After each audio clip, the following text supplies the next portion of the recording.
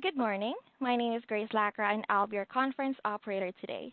At this time, I would like to welcome everyone to the Merck Co. Q3 Sales and Earnings Conference Call.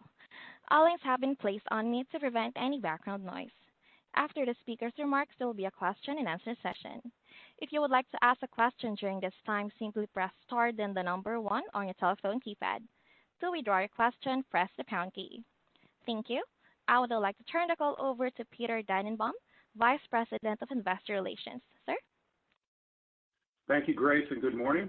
Welcome to Merck's third quarter 2021 conference call. Speaking on today's call will be Rob Davis, our Chief Executive Officer, Frank Clyburn, President of Human Health, Caroline Litchfield, Chief Financial Officer, and Dr. Dean Li, President of Merck Research Labs. Before we get started, I'd like to point out a few items. You will see that we have items in our GAAP results such as acquisition-related charges, restructuring costs, and certain other items. You should note that we have excluded these from our non-GAAP results and provide a reconciliation in our press release. I would like to remind you that some of the statements that we make today may be considered forward-looking statements within the meaning of the Safe Harbor provision of the U.S. Private Securities Litigation Reform Act of 1995. Such statements are made based on the current beliefs of Merck's management and are subject to significant risks and uncertainties. If our underlying assumptions prove inaccurate or uncertainties materialize, actual results may differ materially from those set forth in the forward-looking statements. Our SEC filings, including Item 1A in the 2020 10-K, identify certain risk factors and cautionary statements that could cause the company's actual results to differ materially from those projected in any of our forward-looking statements made this morning. Merck undertakes no obligation to publicly update any forward-looking statements. During today's call, a slide presentation will accompany our speakers' prepared remarks. The presentation, today's earnings release, as well as our SEC filings are all posted to the Investor Relations section of Merck's website. With that, I'd like to turn the call over to Rob. Thanks, Peter. Good morning, everyone, and thank you for joining today's call.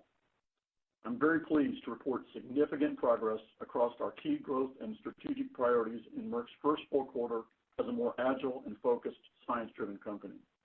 We have strong momentum in our business. We've achieved notable clinical milestones, acted on a significant business development opportunity consistent with our strategy, and executed commercially to drive strong performance this quarter. We're also working with diligence and urgency, which is reflected in the speed with which we were able to bring forward our investigational COVID-19 antiviral, molnupiravir, and to rapidly file for emergency use authorization with the FDA. It's an exciting time at Merck, and we are determined to build on our recent successes as we pursue our mission to deliver innovations that save and improve lives, and as we seek to create long-term value for both our patients and our shareholders.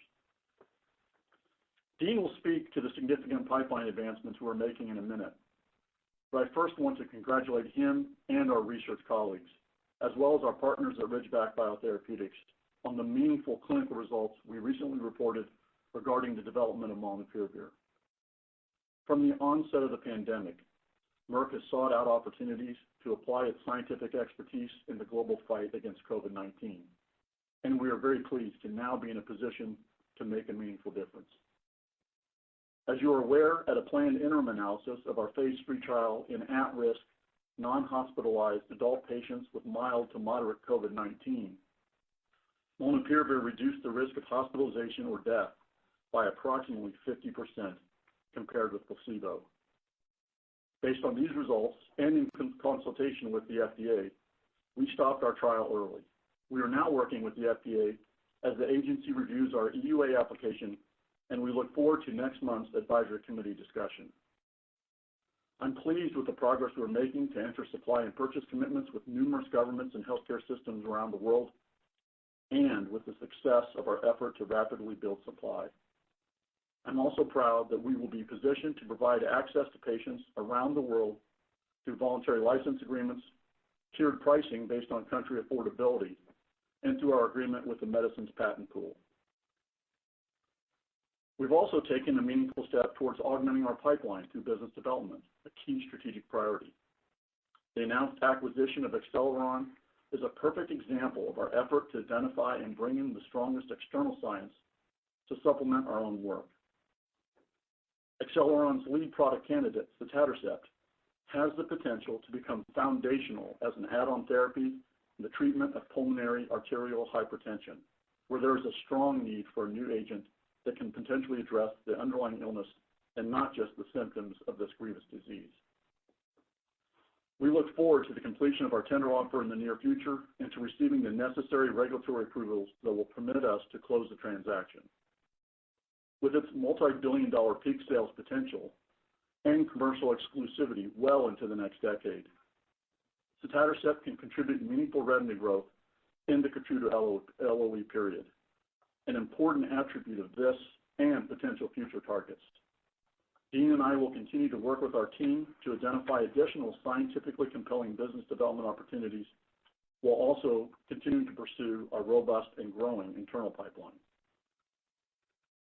Our business performed exceptionally well this quarter, and the team continues to display superior and focused execution. We achieved very strong commercial and financial results with meaningful growth across our oncology, vaccines, and animal health businesses, and even greater growth in earnings. As expected, GARDASIL sales were particularly robust as we benefited from a sharp improvement in manufacturing output and availability of more doses to help address ongoing strong underlying demand. We are confident that the momentum we are seeing will continue through the end of the year, setting us up for continued growth over the next several years. We remain focused on our efforts to transform the way we work by evolving our operating model to be leaner, nimbler, and more digitally enabled. My leadership team is fully aligned behind the need for Merck to work with more speed, urgency, and agility across all aspects of our business. We must stay ahead of the evolving external environment to ensure we are able to make the significant investments required to deliver future innovations that will address unmet medical needs across the globe. In doing so, we aim to deliver important medicines and vaccines to patients while continuing to drive long-term sustainable growth and value creation for all of our stakeholders. Finally, I want to highlight the recent publication of Merck's Environmental, Social, and Governance Progress Report. This year's report highlights important updates on metrics and goals around our 4 ESG priority areas, which include access to health, our employees, including their health and safety, as well as engagement and diversity, environmental sustainability, and ethics and values. These ESG efforts are grounded in the core values that have always guided our mission and support our business strategy. We look forward to providing ongoing updates on these important efforts. With that, I will pass it to Frank to review the details behind our human health performance. Thanks, Rob. Good morning. As Rob highlighted, the momentum in our human health business continued in the third quarter, and we achieved 17% growth, excluding the impact of foreign exchange. We have continued to invest with urgency in patient activation programs that improve patient awareness and encourage more normal levels of physician office visits, oncology screenings, and vaccination rates. These actions, while aimed at benefiting patient health, also meaningfully benefited our largely physician-administered portfolio in the quarter. In the United States, we are encouraged that wellness visits and surgical procedures remain at mostly normal levels. In oncology, while screening rates and diagnosis continue to improve, they are unfortunately still below pre-COVID levels, and this is impacting new patient starts. Outside of the United States, our business performance remains strong, despite lingering impacts from the pandemic in certain markets. Now turning to the third quarter performance of our key brands. My comments will be on an ex-exchange basis. In oncology, KEYTRUDA sales grew 21% to $4.5 billion, reflecting continued robust global demand.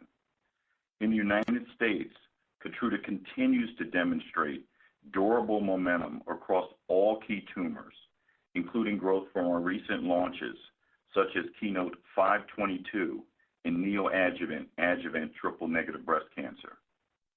KEYTRUDA is continuing to extend its very strong overall IO class leadership, improving new and total patient market share.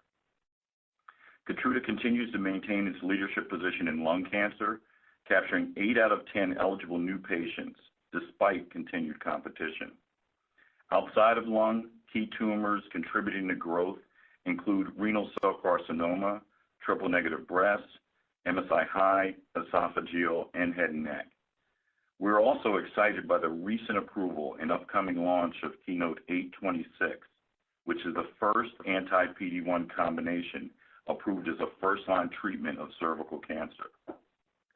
Outside of the United States, KEYTRUDA growth continues to be driven by lung cancer indications and the ongoing launches in head and neck and renal cell carcinoma. We are continuing to see the opportunity to expand our reach into earlier lines of therapy materialize. We are very excited about the potential upcoming adjuvant launches of Keynote-564 in renal cell carcinoma and Keynote-716 in melanoma. In fact, in the United States, we expect over half of KEYTRUDA's growth to come from indications in early stage treatment settings through 2025 and to represent roughly 30% of total KEYTRUDA sales by that time. Lynparza sales grew 25% and it remains the leading PARP inhibitor. Growth was driven by our breast cancer indication and continued uptake of the most recent indications, including ovarian and prostate, and we look forward to the potential launch next year in a broader prostate population based on the PROPEL trial. Lenvima sales grew 30%. In the United States, growth was driven by renal cell carcinoma and endometrial cancer. We've seen very encouraging early trends from the launch of Keynote-581 in first-line renal cell carcinoma. Outside the United States, growth is reflective of increased demand following NRDL listing in China in March of this year. We're also excited by the recent approval of Welireg for patients with certain VHL-associated tumors. We've received very positive feedback from scientific leaders, providers, and patients about the benefits of Welireg, which is off to a promising start, and we are hopeful to extend the reach of Welireg to broader RCC indications in the future. Our vaccines portfolio continued to deliver strong growth from Gardasil, which grew 63% to $2 billion and has grown 35% year to date.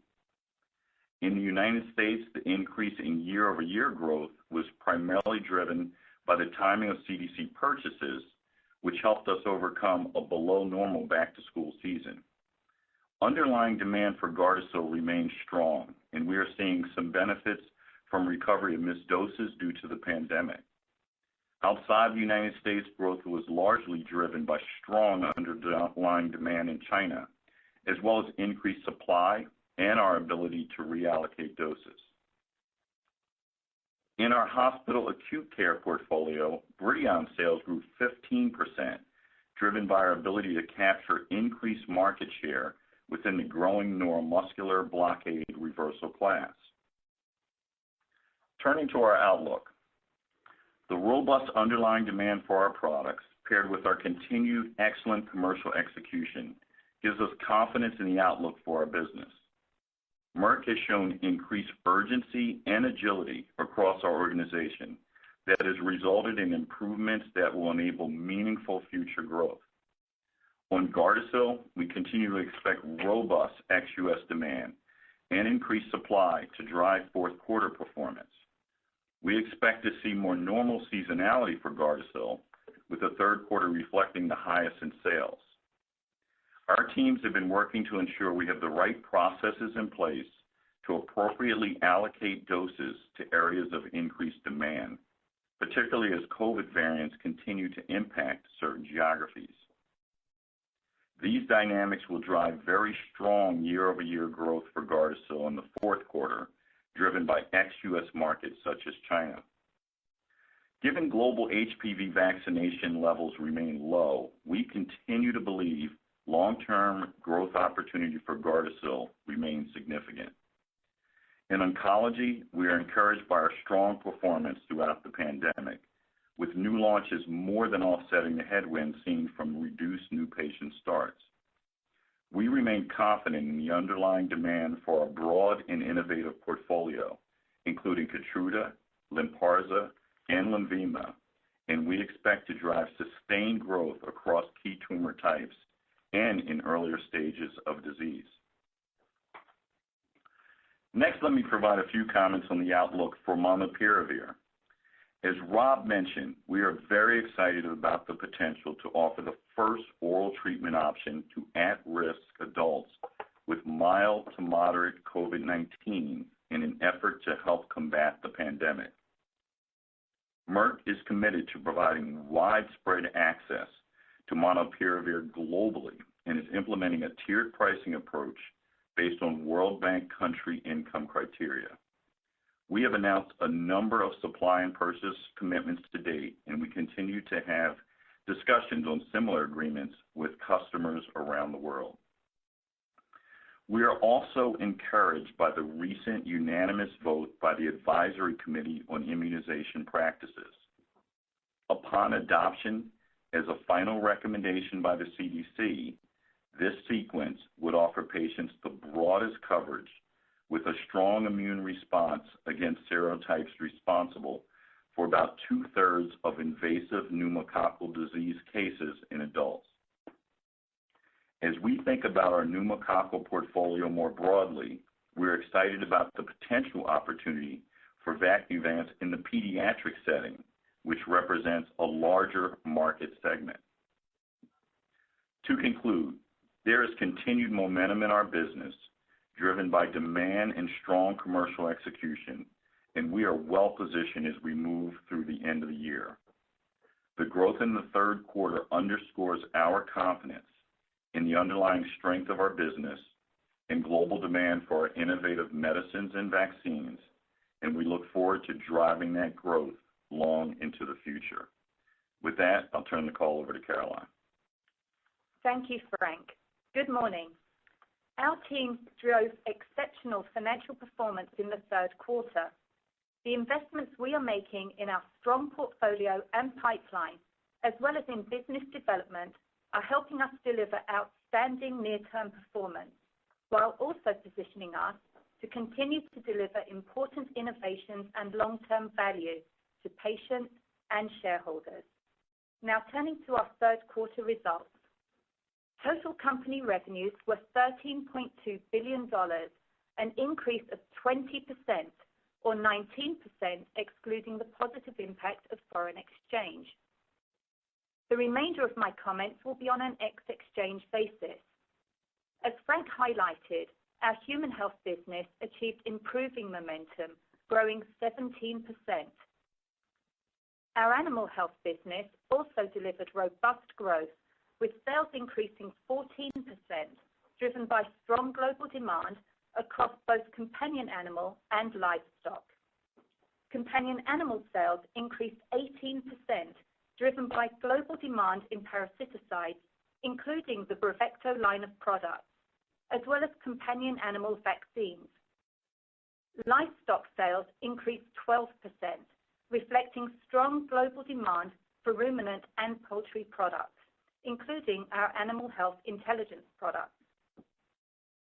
I will now walk you through the remainder of our P&L, and my comments will be on a non-GAAP basis. Gross margin was 76.8%, an increase of 0.3 percentage points, reflecting the favorable effect of product mix, partially offset by higher manufacturing costs. Operating expenses increased 11% to $4.7 billion. This was driven by investments in our key growth pillars, particularly in support of return to care activities, and in our early and late-stage pipeline, including molnupiravir. Other expense increased by approximately $200 million, reflecting higher pension settlement costs. The effective tax rate was 13%, a decrease of 1.4 percentage points, driven by discrete items. Taken together, we earned $1.75 per share, an increase of 26%. Turning now to our 2021 non-GAAP guidance. While the pandemic continues to impact many regions around the world, health systems and patients have largely adapted, and we assume this trend will continue. Our guidance assumes the Acceleron transaction will close during the fourth quarter, subject to the successful completion of the tender offer and regulatory approvals, and does not include potential sales or earnings from Molnupiravir. The underlying strength of our business enables us to narrow and raise our expected revenue range to $47.4 to $47.9 billion, representing growth of 14 to 15%, including a positive impact from foreign exchange of approximately 1.5% using mid-October rates. Our gross margin is expected to be approximately 76.5%. We continue to expect operating expenses to grow at a high single-digit rate. In other income and expense, we expect expense of approximately $450 million. We expect our full-year tax rate to be between 14% and 14.5%. We assume 2.54 billion shares outstanding. Taken together, we are raising and narrowing our EPS range to $5.65 to $5.70, reflecting significant growth of 25 to 26%. This range includes a positive impact from foreign exchange of approximately 2% using mid-October rates. As you consider your models, there are a few areas to focus on. Starting with Molnupiravir revenue, we expect the global opportunity to be approximately $5 to $7 billion through 2022, including $0.5 to $1 billion expected to be realized this year. This assumes emergency use authorization in December. As a reminder, we will share any profits equally with our partner Ridgeback. Merck is responsible for recording global revenues and costs and will reflect the profit share within cost of sales. For Gardasil, we have had excellent momentum, driven by strong demand and benefits from the step function increase in supply we are achieving this year.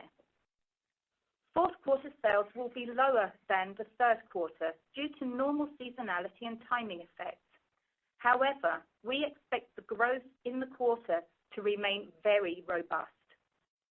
Animal health has had exceptional growth in the first 3 quarters of the year, driven in part by the pandemic effect on pet adoption and pet spending. In the fourth quarter, we will anniversary that effect, and we expect a more normalized year-over-year growth rate as a result. Our operating margin in the third quarter benefited from very strong revenue performance, including the normal seasonality of our vaccines business.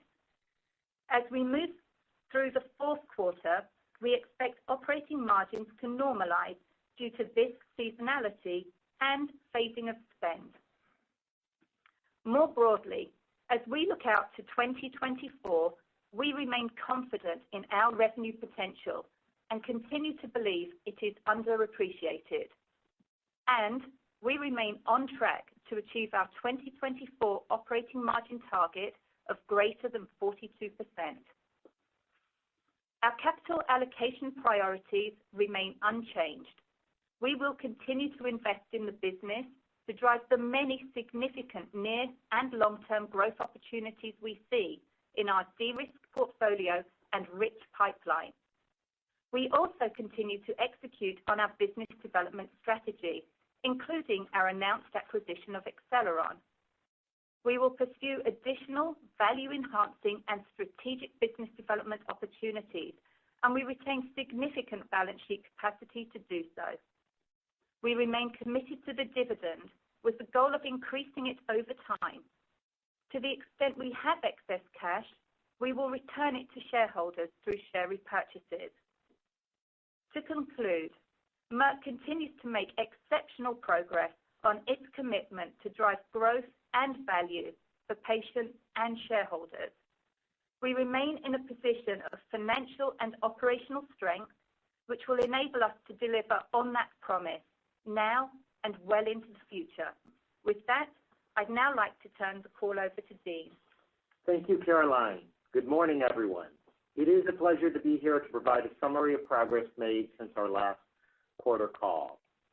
I will provide an update on our oral antiviral candidate molnupiravir, highlight the proposed Acceleron acquisition, spotlight some recent progress with islatravir, and finish with a synopsis of notable regulatory milestones and clinical updates from across the pipeline. The need for additional treatment options remains key in combating the COVID-19 pandemic. Interim analysis from MOVe-OUT, our phase 3 study evaluating molnupiravir in at-risk, non-hospitalized patients with mild to moderate COVID-19, showed an approximately 50% reduction in the risk of hospitalization or death compared to placebo. Of note, through day 29, no deaths were reported in patients who received molnupiravir compared to 8 deaths on placebo. This is the first oral antiviral for a respiratory virus to demonstrate benefit based on robust clinical outcomes and the first to show a meaningful 5-day window for therapeutic intervention after symptom onset. Based on these positive results, and at the recommendation of the Independent Data Monitoring Committee, and in consultation with the FDA, recruitment into the study was stopped early. In light of these findings, and given the urgency to address the pandemic, our teams worked tirelessly to submit a robust package to the FDA for EUA within 10 days of receiving data. We look forward to discussing the EUA submission at an upcoming meeting of the Antimicrobial Drugs Advisory Committee scheduled for November 30th, and in the interim, we continue to engage with the FDA to support its review. Applications have also been submitted to multiple regulatory agencies around the world. I do wish to take a moment to thank the investigators, patients, and their families for their participation in the MOVe-OUT study. I am also grateful to our collaborators at Emory University, Ridgeback, and Merck's internal teams for the incredible work done in conducting this program during a very challenging time.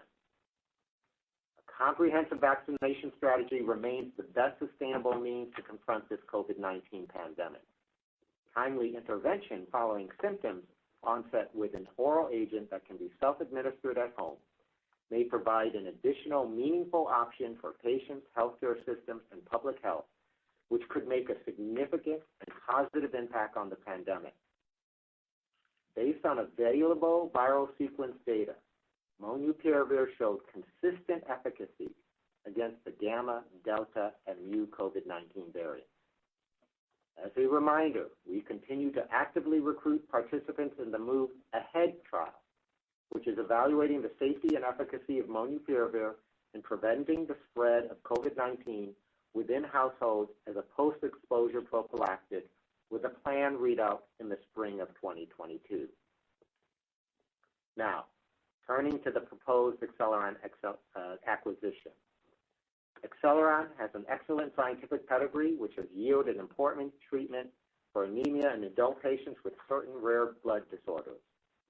Their lead clinical candidate, sotatercept, has the potential to be a foundational asset as an add-on therapy for the treatment of pulmonary arterial hypertension and provide a complementary addition to our growing cardiovascular pipeline. As such, following the close of the deal, our strategy would be to advance the wide-ranging phase 3 clinical program. Now, onto the portfolio and pipeline, starting with HIV. We continue to generate clinical data that reinforces the foundational potential of islatravir in HIV. At the European AIDS Conference in London this week, we presented data from the phase 2 study evaluating doravirine and islatravir in previously untreated adults with HIV infections, which demonstrated continued maintenance of viral suppression through 144 weeks. We also recently reported positive top-line results from 2 pivotal trials evaluating a once-daily oral regimen of doravirine and islatravir in a switch setting in adults with HIV infection who are virologically suppressed on other HIV therapy regimens. At 48 weeks, both trials met their primary efficacy endpoint for percentage of participants with levels of HIV RNA greater than or equal to 50 copies per milliliter. demonstrating comparable efficacy with those receiving the comparator antiretroviral therapy. We plan to present these findings at an upcoming medical congress and incorporate the data into global regulatory submission. This week, we also announced the start of a phase 2 clinical study evaluating a once-weekly oral combination of islatravir and lenacapavir in people living with HIV who are virologically suppressed on an antiretroviral therapy. We have made great progress in our collaboration with Gilead and look forward to reporting on future developments, including our long-acting injectable co-formulation. Next, on to Vaxneuvance. We received a positive opinion for Vaxneuvance from the European Medicine Agency's Committee for Medicinal Products for Human Use in individuals 18 years of age and older. And more recently, in the U.S., the CDC's ACIP voted unanimously to provisionally recommend Vaxneuvance followed by Pneumovax as an option for pneumococcal vaccination in adults 65 years and older, as well as for adults aged 19 to 64 with certain underlying medical conditions, with both patient populations being studied in our clinical trial. Vaccine performance is multidimensional and includes eliciting a strong immune response as well as providing coverage for important disease serotypes. Our two-dose regimen accomplishes the best of both by eliciting a robust immune response across the 15 serotypes in Vaxneuvance, including serotype 3, as well as providing the broadest serotype coverage among current pneumococcal vaccine options, of which 4 that are unique to Pneumovax. Furthermore, Vaxneuvance has the most extensive clinical development program of the newly licensed PCV. This includes completed or ongoing evaluations among those with certain chronic or immune-compromised conditions that increase susceptibility to and severity of pneumococcal disease. We also announced positive top-line results for Vaxneuvance from the pivotal NEWPED study evaluating immunogenicity, safety, and tolerability in the pediatric setting, and have submitted an application to the FDA. Evidence indicates the incorporation of serotypes 22F and 33F, as well as strong immunogenicity against serotype 3, has the potential to play an important role in the prevention of pneumococcal disease in infants and children. These 3 serotypes represent more than a quarter of all cases of invasive disease in children under the age of 5. We will present full results at an upcoming scientific congress. And finally, to oncology. The rich flow of data from our clinical development programs across tumor types continues.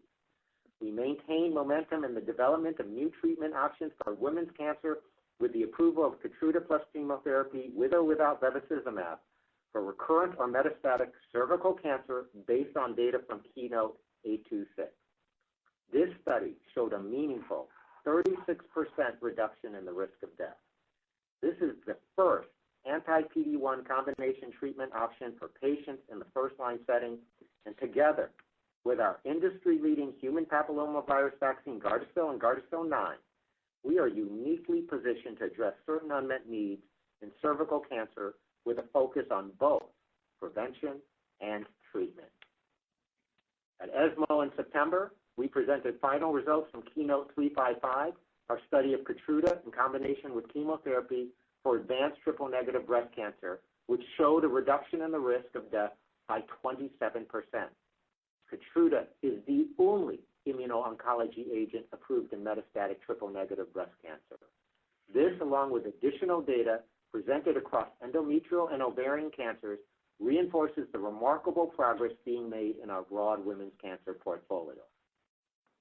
We are also making inroads in new cancer types, including prostate cancer. With our partners at AstraZeneca, we announced positive results from the phase 3 PROPEL study for the frontline treatment of metastatic castration-resistant prostate cancer. This study demonstrated that Lynparza, in combination with abiraterone, significantly delayed disease progression regardless of biomarker status. Lynparza is the first PARP inhibitor to demonstrate clinical benefit in radiographic progression-free survival in combination with a new hormonal agent in this setting. We are encouraged by this study and the potential to help the increasing number of men diagnosed with metastatic castration-resistant prostate cancer. Results will be presented at an upcoming medical meeting and submitted to regulatory authorities globally. Next, to renal cell carcinoma, which represents an important area of expansion. In August, we received FDA approval for Welireg, a first-in-class HIF-2 alpha inhibitor therapy for the treatment of adult patients with von Hippel-Lindau disease who require therapy for associated renal cell carcinoma, central nervous system hemangioblastomas, or pancreatic neuroendocrine tumors, not requiring immediate surgery. This approval provides us a beachhead as we evaluate Welireg potential in broader RCC indications and beyond. Also in RCC, and in partnership with ASI, following FDA priority review, we received approval for the combination of Keytruda and Lenvima in the frontline setting based on results from the KEYNOTE-581 trial. This brings forward an important new first-line treatment option for patients with advanced RCC. We are also rapidly expanding programs into earlier lines of therapy. During the quarter, the FDA granted priority review for our application for Keytruda as an adjuvant therapy for patients with RCC at intermediate high or high risk of recurrence following nephrectomy or following nephrectomy and resection metastatic lesions from the KEYNOTE-564 study. Additionally, we received priority review for Keytruda for the treatment of patients with surgically resected high-risk stage 2 melanoma, based on results from the KEYNOTE-716 study that showed an improvement in recurrence-free survival compared to placebo. Both of these studies demonstrate the benefit of expanding the use of Keytruda to earlier stages of disease, allowing us to extend treatment benefits to more patients sooner. We look forward to decision on both studies by the end of the year. To conclude, I am proud of the progress across our broad pipeline and look forward to providing further updates on our scientific progress in the future. Now, I turn the call back to Peter. Thank you, Dean. Grace, can you please start the Q&A portion of the call?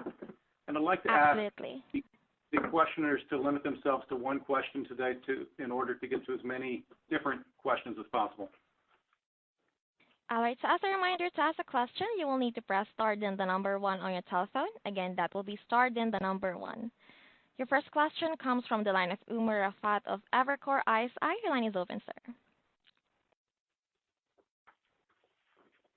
The molnupiravir and the rest of the call, so I'll just ask on Keytruda and adjuvant lung instead.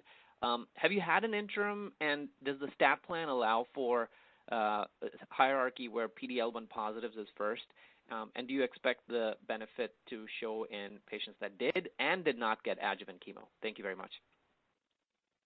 Yeah, thank you very much. I appreciate the question. First, I just want to elevate for just a second. We are excited by the emerging data of the role of PD-1s and PD-L1s in the early treatment and adjuvant space. For us, we're gratified that in renal, melanoma, breast cancers just this year, there appears to be great effect, and these are cancers where there are frequently employed methods for early screening. In relationship to lung specifically, we enjoy a dominant position in lung cancer, and in lung cancer, the treatment of latter stage cancer is the predominant stage. The data, as you somewhat allude to from other companies, indicate that in lung cancer, the PD-1, PD-L1 class could be effective in early and adjuvant. In specific in relationship to we have a number of early and adjuvant stage lung cancers, and it was enumerated in the slide. KEYNOTE-91 is also known as the PEARLS trial. KEYNOTE-91 PEARLS is a collaborative study with the European Organization for Research and Treatment of Cancer, and Merck is a collaborator on this trial. This is an event-driven study, and we are in active communication with EORTC, and together we are awaiting data from the IA2 before the end of the year, and I would hazard the guess that any public announcement from Merck would be announced at the beginning of the new year. Great. Thank you, Umer. Next question, please. Thank you. Next up, we have Dana Graybosch from SVB Leerink. Your line is open. Hi. Can I ask maybe a two-part question on molnupiravir and how you're moving forward? The first is there's been some concerns publicly about the genotoxicity, and I wonder if you could address the data you have that makes you not concerned about that. And then the second concern is maybe with resistance, and I wonder how you're thinking about the future and combinations and whether that will be needed to prevent any resistance maybe from low compliance to molnupiravir. Yes, thank you for that question. This is Dean. I would just emphasize we are very confident in the safety profile of molnupiravir based on, our preclinical and clinical data. In relationship to the clinical data, I think most people recognize that in the interim analysis, we had a profound reduction in hospitalization and death compared to placebo, and it was stopped early by the guidance of the DSMB and in consultation with the FDA. And in that interim analysis, the incidence of any adverse effect was comparable in both molnupiravir and placebo. And actually, if you look, there were fewer subjects in the molnupiravir group who discontinued therapy due to an adverse event compared to the placebo group. In relationship to our confidence in the safety profile based on our extensive preclinical evaluation, I think it's important to recognize that molnupiravir is a nucleoside analog that functions by creating errors in the genetic material of RNA viruses. These nucleoside analogs are often used in many other antiviral treatments, including HIV and hepatitis. And we have done a comprehensive non-clinical program to characterize the safety profile of molnupiravir. It's been written by other people. There's actually been written in the sort of scientific journals as well, and we will be presenting all of this data, I believe, in the AdCom that the FDA will be holding. But probably the most important pieces of information is that, in two distinct in vivo rodent mutagenicity assays, commonly called the Big Blue and the Big A, which are well characterized and considered to provide a robust measure of the ability of a drug or chemical to induce mutations in vivo. In these studies, we're administering molnupiravir for longer and higher doses than those employed in the human clinical trial. And the totality of the data from these studies indicate that molnupiravir is not mutagenic or genotoxic in these in vivo mammalian systems. Now, we have shared these results throughout with the regulatory agencies worldwide, and will continue to provide additional data as this process continues. Great. Thank you, Dana. Next question, please. Thank you. Next up, we have Andrew Baum from Citi. Your line is open. Thank you. Questions for Frank on molnupiravir. Just in relation to supply, it strikes me, given some of the published improvements in manufacturing and the 4 gram per patient dose, that 20 million looks like a very conservative estimate, given particularly the inclusion of third parties, what could be achieved given the dosing and the API. I'd like you to comment, please, on where you think the 2022 real supply could be. And then second, perhaps you could just comment on the appetite of Merck to use direct-to-consumer advertising or other promotion on molnupiravir. I understand that promotion and advertising is allowed under an EUA. If you could confirm or deny, that would be great. Thank you. Yeah, Andrew, this is Frank. So a couple of things that I want to highlight is, first, we have a line of sight, and we will produce 10 million courses this year, Andrew, in 2021. And as we have mentioned, that we have line of sight, and we will, at a minimum, double that in 2022. So to your question, we're going to do everything we can to increase the supply for this product. In addition, we have voluntary license partners you have seen, and we also have a number of partners that we're working with to provide global supply. So rest assured, Andrew, we're going to try to do everything on the supply front. On direct-to-consumer, I think it's a little bit early for us on that. We have not made a decision around that. We are really focused on doing everything we can to sign up agreements with governments, get the product available globally, and we'll be providing additional information as we go forward on molnupiravir. But this is our number one priority for the company, and it's something that we're really looking forward to trying to help address the pandemic going forward. Andrew, this is Rob, and I just want to make sure, because as I listened to your question, I think Frank hit it, but just to emphasize in case others on the phone aren't catching this, the 20 million, or saying more than doubling what we can do next year, that is Merck's production. Yeah. We are not including in any of those numbers the 8 voluntary license partners in India, nor anyone who the medicine's patent pool signs up. So obviously, global production of molnupiravir will be significantly more next year. We're just speaking to what volume we will produce within Merck. Great. Yeah, let me just add one thing, because I recognize that this question is also somewhat linked to the other question, and it relates to how we think about molnupiravir scientifically in the pandemic phase, and there's going to be an endemic phase, and potentially there could be other phases after that. But for the pandemic phase, I just want to emphasize we have the Move Out trial, and then we'll have to see the potential in the Move Ahead to see whether we both have a treatment and a prophylaxis. In the endemic phase, when the pandemic somewhat recedes, it's highly likely that SARS-CoV-2 will become an endemic infection. And we all have to recognize, and it's related to the previous question, during this phase there will be a large reservoir of individuals across the globe with high copy number viruses in many of these individuals that may lead to a constant brewing of variants. So this question of resistance becomes very important. It is important to emphasize that molnupiravir has an extremely high barrier to resistance. It has broad efficacy across all SARS-CoV-2 variants to date, and in our preclinical studies and preclinical studies of others, it not only has a broad efficacy across SARS-CoV-2 variants, but a broad variety of RNA viruses, and probably the broadest than all other current mechanisms that we know being developed. I should emphasize, this high barrier to resistance is critically important both in the pandemic and the endemic phase, as has been highlighted. And I need to emphasize, for this reason, we prioritize molnupiravir over our other programs, including an internal protease inhibitor, given the paramount importance we place on ensuring the highest barrier to resistance, given where we are in the world right now. Great. Thank you, Andrew. Next question, please, Grace. Thank you. Next, we have Carter Gould from Barclays. Your line is open. Hey, guys.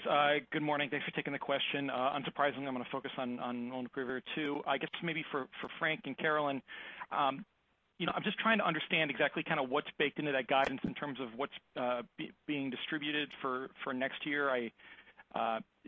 Between kind of your supply, crossing that with to your point, the supplying sort of low and middle income countries through the MPP. I acknowledge that there's going to be tiered pricing, but it seems like you'd still be coming far short of distributing your full capacity. So any color on that front would be helpful. Yeah, Carter, this is Frank. I'll start and see if Carolyn wants to add anything. So in our assumptions, and appreciate this is a very fluid situation, we do assume an early use authorization in December of this year, and we are including the contracts that we already have in place as well as those that are underway. So we are comfortable with that $5 to $7 billion range through 22. And just to reemphasize, the numbers based on the agreements in sign, those in line of sight, and others that have high probability of execution. A couple of other things, as we've mentioned, and Rob reiterated, we will produce 10 million courses of therapy by the end of 21 and are committed to at least doubling that in 22. Our focus initially, or is important, that it's on treatment with COVID-19. And you mentioned the broad global access, which does come with global tiered pricing around the world. And that's an important aspect, that the pricing will be tiered based on affordability measures. If our post-exposure prophylactic trial is successful, as Dean was highlighting, with an expected readout in spring, there is potential upside to these estimates. Furthermore, throughout 2022, we do not assume, to your question, all of the supply is used. As such, we have the ability to fulfill additional demand. We also do assume that there will be other oral antivirals in the market, and we'll have to see how that unfolds. And we'll look forward to providing you some additional detail and clarity as we learn more over the next couple of months. Great. Thank you, Carter. Next question, please, Grace. Thank you. Next, we have Steve Scala from Cowen. Your line is open. Thank you. Merck views its competitive position in pneumococcal vaccines as strong, but ACIP did not appear to agree, viewing the cost-benefit of the 20-valent as superior, even when assuming it was ineffective against serotype 3. So where does Merck think ACIP erred, and how does Merck change that narrative? Thank you. First, we're very confident of our V114 vaccine advance. There's two places that we're advancing it. It's in adults and pediatrics. As you know, the pediatric market, and I'll let Frank speak to it, is a quite robust market, and we're advancing our program. We have submitted to the FDA, and we hope to hear back from them in short order. So we're very focused in the pediatrics. In relationship to the adult, the critical issue for us in relationship to the adult is that we, as I said in the prepared comment, I think it's very important to give the best coverage in terms of serotypes, but not just by immunogenicity, by actually studying clinical events, especially in those patients who are compromised or at risk or have some other condition that might increase their susceptibility to have invasive pneumococcal disease. And we think that clinical data and the way that we've studied it in these patient populations directly, we have not extrapolated from immunogenicity. We've actually studied it, is something that's critically important as one looks at the true efficacy of a vaccine. Frank, did you want to answer? Yeah, the only thing I'll add is actually we were very pleased that it was unanimous approval for the sequence of Vacuvance and Pneumovax, and we feel as though that, you know, the sequence offers patients really with the broadest coverage, with strong immune responses against serotypes that are responsible for 2/3 of pneumococcal disease in adults, as well as the ACIP did highlight that the regimen was both cost-effective as well as cost-saving in the 65-plus patient population. And then, as Dean mentioned, we're also really excited about the opportunity for Vacuvance in the pediatric segment, which we believe is the larger market opportunity. So overall, from our perspective, we feel really good about the ACIP's recommendation. Thank you, Steve. Next question, please, Grace. Thank you. Next, we have Jeff Meacham from Bank of America. Your line is open. Good morning, guys. Thanks for the question. You touched on it a little bit. With molnupiravir during the first oral, but how do you expect it to play out commercially versus the booster strategy for the vaccines? Would you expect any more formal guidelines from CDC or other health authorities about how molnupiravir fits into the algorithm? Thank you.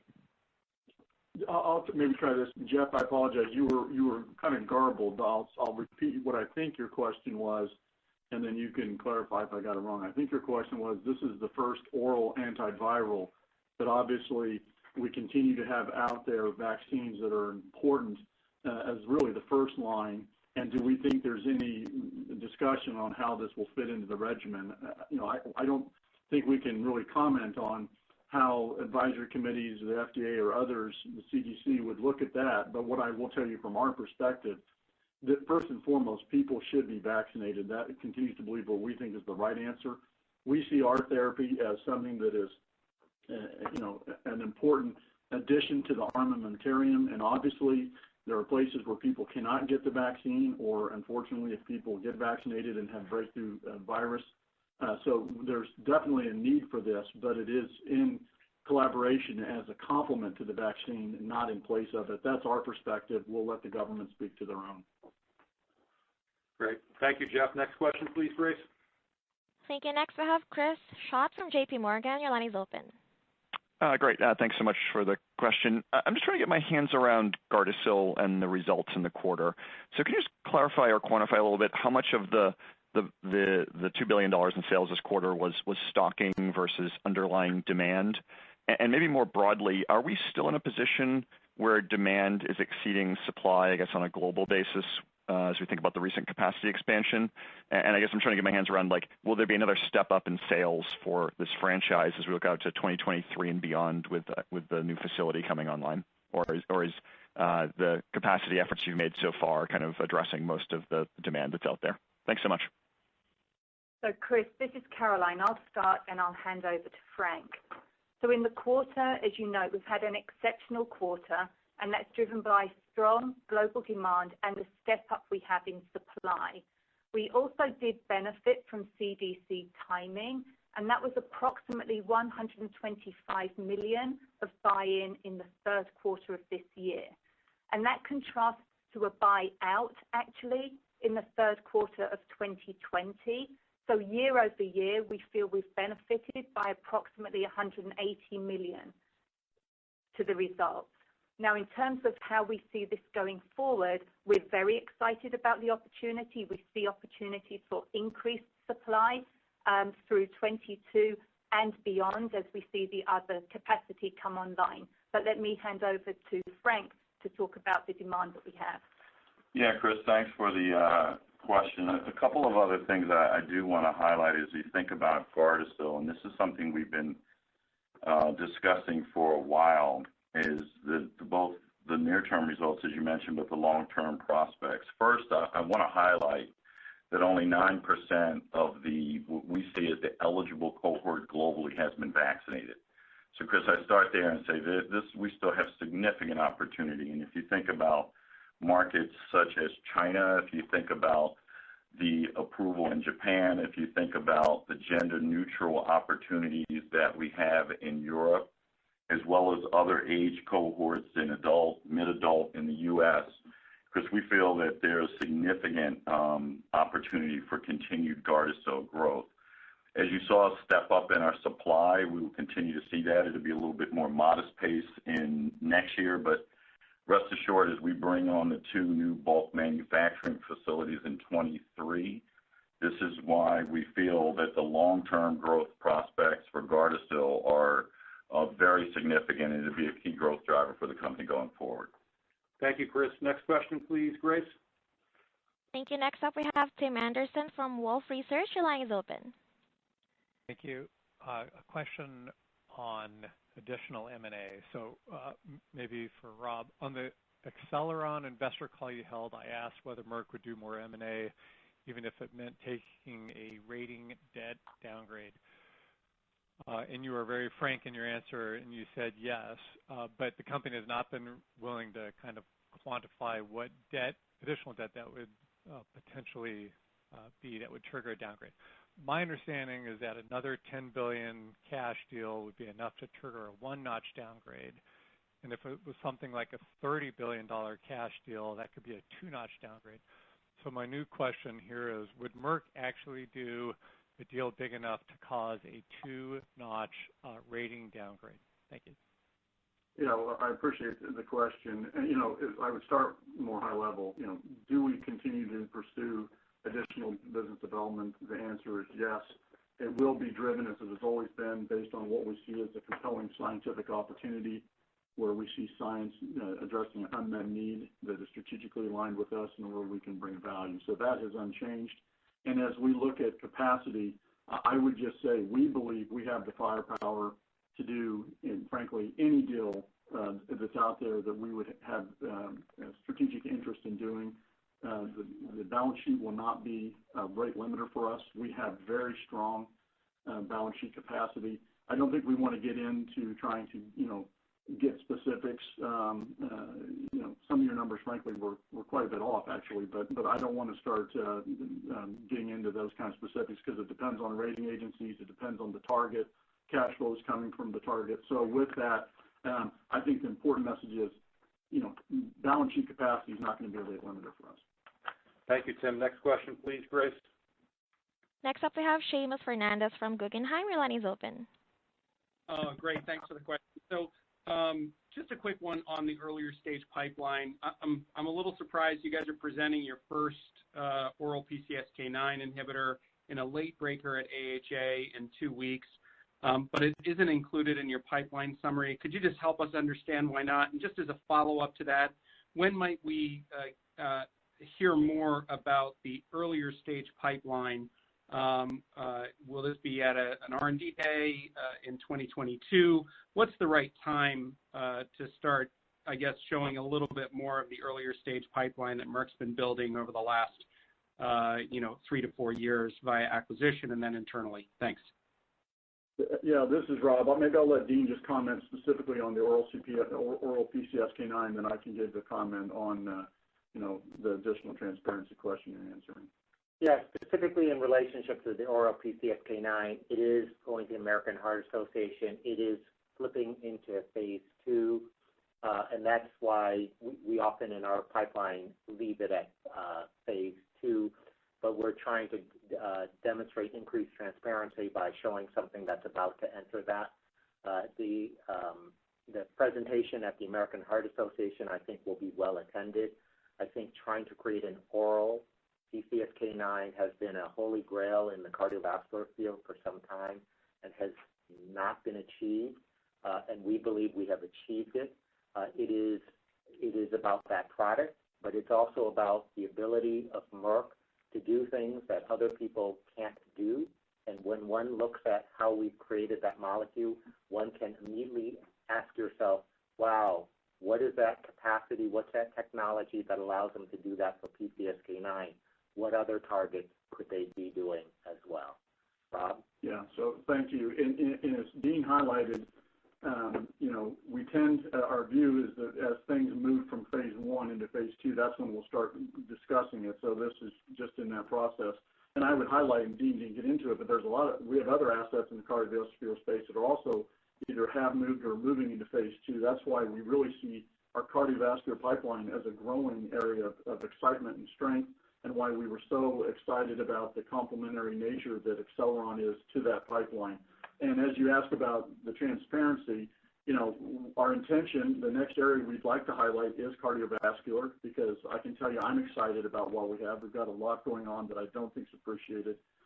Obviously, we would like to wait to see the Acceleron deal completed so we can include their assets in that discussion, and that'll come as soon as we can figure out when that'll happen, either later this year or early next year. Beyond that, I was very pleased with what we did when we gave added visibility to our HIV pipeline. The excitement we have around islatravir, that's a foundational drug. Oncology continues to have just multiple shots on goal, both with Keytruda and a growing number of new mechanisms. We've highlighted that. And, once we get past the cardiovascular, I assume we'll start to talk about our CNS portfolio, because we also have a lot in the neurology space I think is pretty exciting. So, our view is to do it area by area as things start to move into those phase 2 realm, and we'll bring it forward as quickly as I can, with the cardiovascular being first once Acceleron is done. Thank you, Seamus. It's a little past 9. I think we have time for one more question. Next question, please, Grace. All right. Your last question comes from the line of Louise Chen from Cantor. Your line is open. Hi, thanks for taking my question here. So there are several players trying to bring lower price checkpoint inhibitors to the market. And do you believe that these discounted pricing strategies will have any traction? Why or why not? Thank you. Hey, Louise, this is Frank, and I'll take that from a couple of different angles. I know there's been discussion there, and I first want to make sure that we really continue to emphasize that oncology we see is really data-driven.